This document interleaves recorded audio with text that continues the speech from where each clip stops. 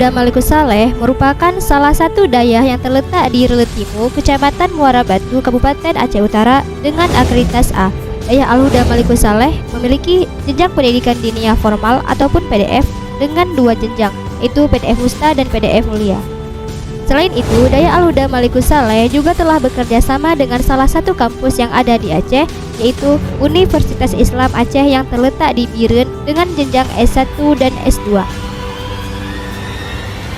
Dayah Al-Huda Malikus Saleh juga memiliki ekstrakurikuler, di antaranya adalah Teknik Informasi dan Komunikasi, kegiatan PBI, muhadharah, tilawatil Quran, batul masail, serta olahraga.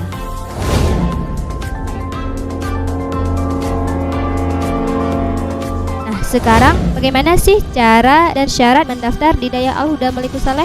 Itu cukup dengan membawa kartu keluarga, KTP orang tua, dan ijazah terakhir.